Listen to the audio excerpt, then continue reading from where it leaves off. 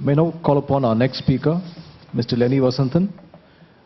I'm sure all of you all would agree with me when I say that every one of us has had some backache at some point of time in our life or the other. And Lenny is going to tell us about ergonomics and how we can reduce backache in ourselves, hopefully over a period of time. Thank you, sir. It was sir who was telling me initially, I'm looking forward for your topic. Probably he was the only person who voiced it out to me, but there are a lot of us who are here who haven't voiced out about a musculoskeletal problem. So here is a talk. I'm going to talk on how to reduce musculoskeletal problems with handling of your workstation.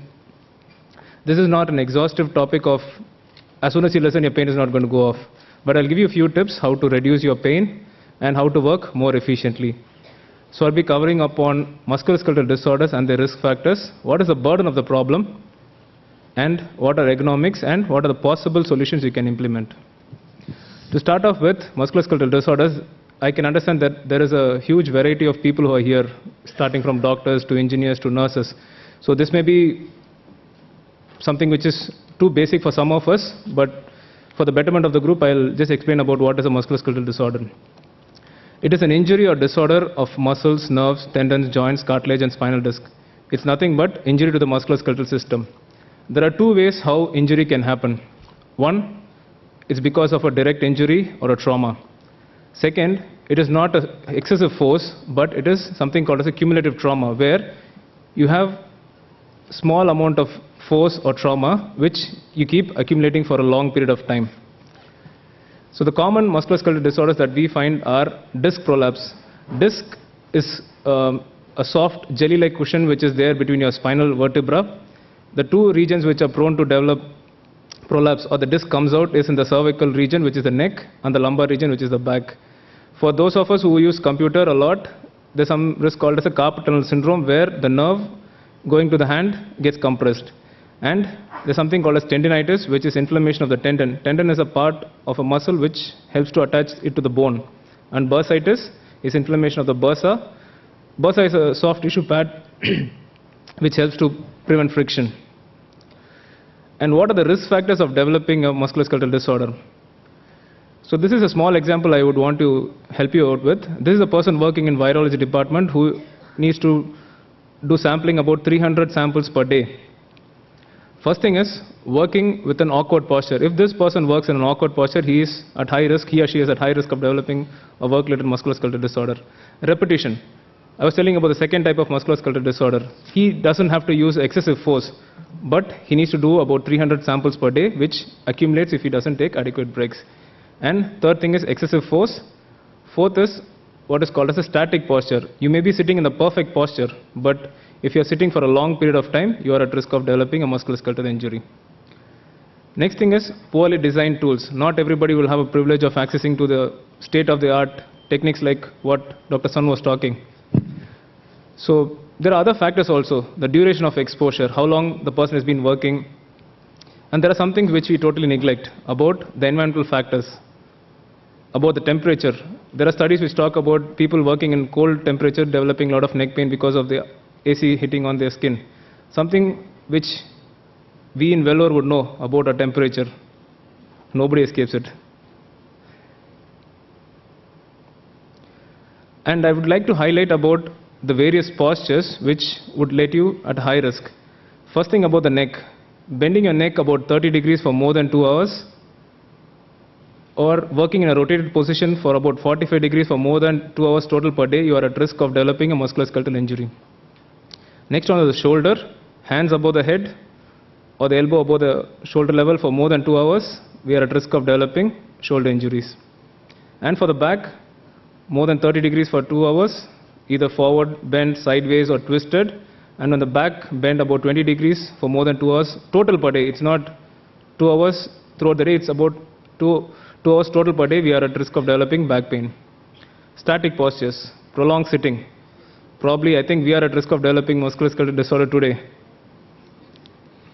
And prolonged standing for more than 4 hours on hard surface without taking any 2 steps in any direction, we are at risk of developing injuries. So I talked to you about the risk factors, but there are few other factors which are commonly missed out about the physical conditioning of an individual. Usually working in a place, people who are at peak of their physical conditioning are at a less risk of developing musculoskeletal injury. The converse is also true. People who are not fit are prone to develop musculoskeletal injuries. Second thing is lack of flexibility. There is this famous adage which goes on, either you bend or you break. So flexibility is very important to make sure that we do not land up with a musculoskeletal injury. Computer usage at home. Is there anybody who can say, I do not use computer at home? Okay, there are few people who say they do not use computer at home. We are more worried about setting up a computer in the workplace and in the office. But how many of us worry about how our workstation is at our home? So that's also an external factor which goes not accounted for. There are other medical conditions like cardiac conditions, lung conditions, which can put you at risk of developing a musculoskeletal injury. This is something which is like a paradox.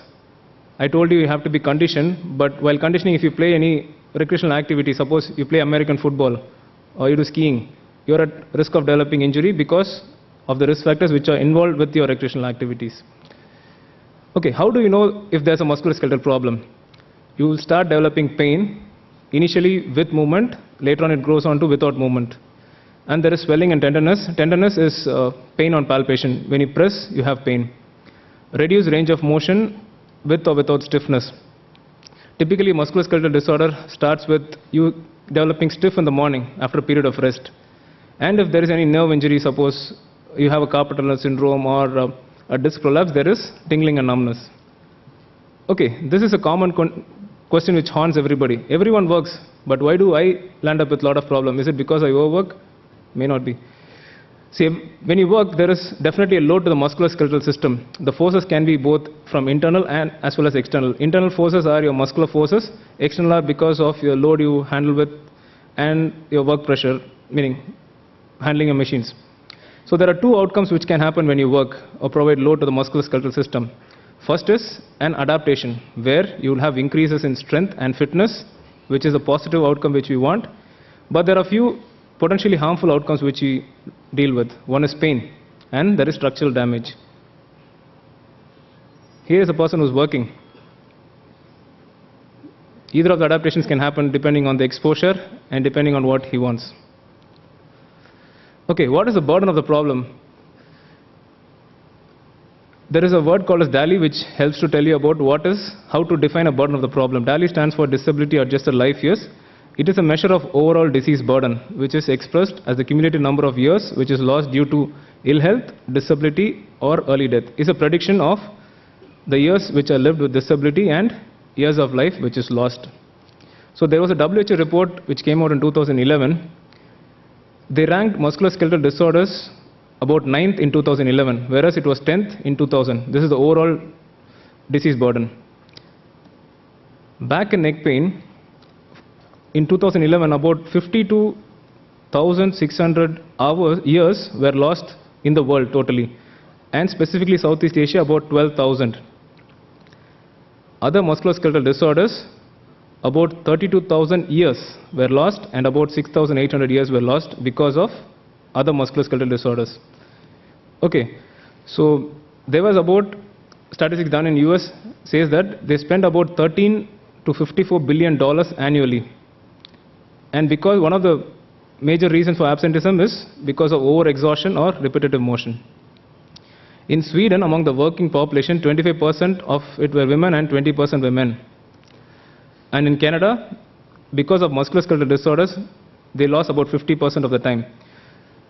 So this is the world scenario. So now I'll be telling about what we did in our institution. We did a 6-month pain prevalence in multiple departments.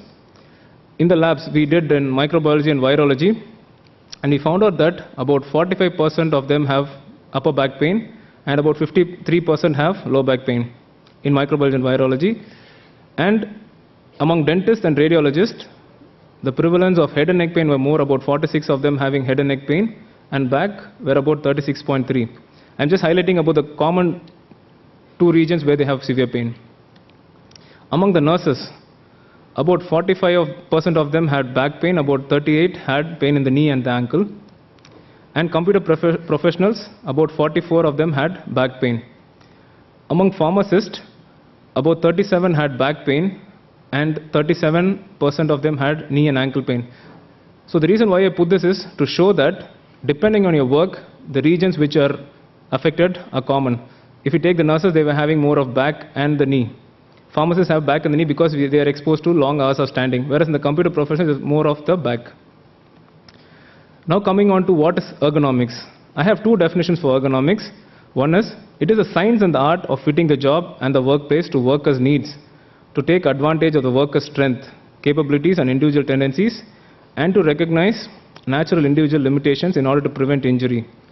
It is not only the science, it is a science and art, because we cannot just focus on only the science of it, but we have to adapt it to our individual situations. The Oxford textbook on public health defines ergonomics as the application of scientific knowledge about human physical and psychological capacity and limitation to the design of products, systems, and environment for comfort, safety, and ease of use. Okay, now coming on to implementing the possible solutions for our musculoskeletal problems. So I've designed my solutions probably in 6 broad categories. Now coming on to the workstation design. The first thing which is important is the viewing distance or the viewing angle. How do you approach the system? If you're too close, we are more prone to developing eye strain. If you're too back, we'll have to strain our neck muscles.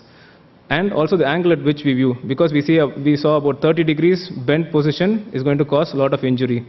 We need to adjust our workstation in such a way that the neck is not bent to more than 5 to 10 degrees. The next thing is about a document holder.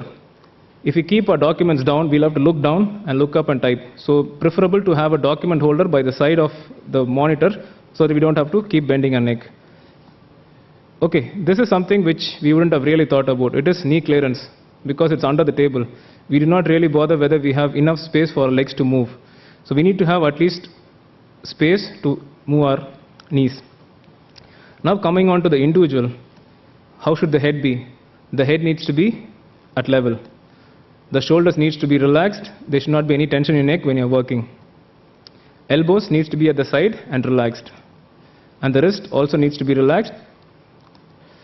And the low back needs to be supported. The low back curve needs to be supported. And the feet needs to be supported. I would like to highlight about 2 important things about the primary zone and the secondary zone. Primary zone is anything which is less than 14 inches of reach when you're sitting. So use most of our work with this range, you're not causing a lot of strain onto the neck. Secondary zone is in which you use it occasionally, not too much. So when we have our work in the primary and secondary zone, primary predominantly, we are at a lesser risk of developing musculoskeletal injuries. So who are the people who use computers? I've just given a list. Coming on to sitting, this is mainly for recreational. We need to avoid sitting slumped and also slouching. Best thing to do is to make sure our back is supported and our head is neutral. Simple adjustment of the chair. This is a simple thing what we can do. Here is a person whose feet were not supported. So we did adjustment of the chair so that the feet were supported. See, a lot of us would not have privilege to accessing adjustable chairs. So what do? Use a simple footstool to adjust it so that the feet is supported. And the knee is lower than the hips. Standing. Who are at people of risk of developing musculoskeletal disorders because of standing? So what to do when you're standing? Keep the head straight, neck needs to be relaxed, shoulders level, and the feet directly below the hips. When we're standing for a longer time, we can actually keep a foot support so that our back is becoming straight and not slouched. For those of you who may be for a longer period of standing, use cushioned insoles so that there is no pointed pressure and the force gets distributed. And shift body weight often. And do some gentle heel raises and go for short walks. The risk for developing a pain is when you are in the same place for a longer period of time. So keep moving. This is the instruction we gave in laundry where a person just keeps shifting weights by keeping the legs on the support. And lifting weights. One of the key importance is we need to avoid twisting. The first picture shows the person is actually twisting to move the weights. One of the easier things to do is just take a couple of steps, ensuring that the back is straight. And we need to ask for help if it's needed. If you think we cannot lift it, it's better to ask for help than to do it ourselves. Same, using the muscles of the knee or the hip when you're lifting rather than the muscles of the back. When we're carrying buckets, some people need to carry buckets for a long time. So what are the modifications you can do? We can use a thicker handle.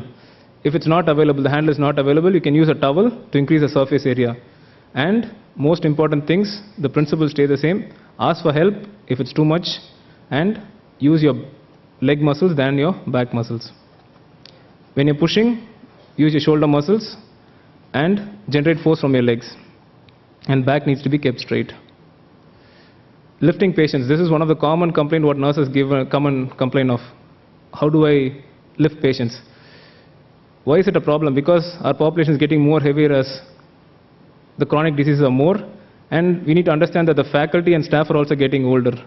There's a traditional method of two-person method, but there are other few safe options like hoists, slide boards, transfer belts, and better communication process. Better communication process, what I mean is, among the team members that they can coordinate and do the lifts. Here is an example of how we transfer patients in the OR using slide boards. Better communication process and less strain on the people who are lifting. The most important thing about rest break. How long can I sit and work? How often should I take a break? If you are a person who is working in the computer, you take eye breaks. What you do is you blink to moisten your eyes every 5 to 10 minutes, and every 15 minutes you just look away. And there's something called as micro breaks. You just take a few brief activity and then you get back and resume your activity.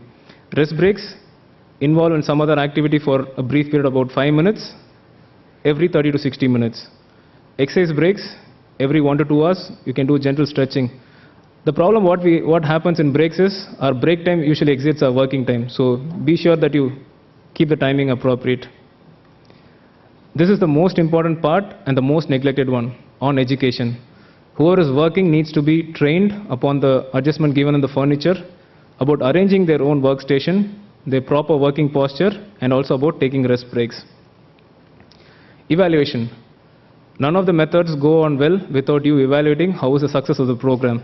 So you can use standardized assessment tools depending on what is accessible and what is available, and also to find out how effective is the program what you've been doing, and what is the effect of the program what we do on the employee. Because that's important. Whatever modifications you do, if the employee is not satisfied, it's of less use. So I just highlight about what we have done as a back school team in CMC.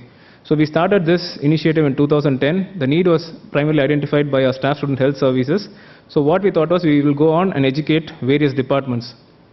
So first we do a worksite evaluation with a team comprising of a physiotherapist, occupational therapist, a physiatrist, and a staff clinic physician. And we educate them on proper posture, workstation design, and physical conditioning. And we do what is called as a morning warm-up program.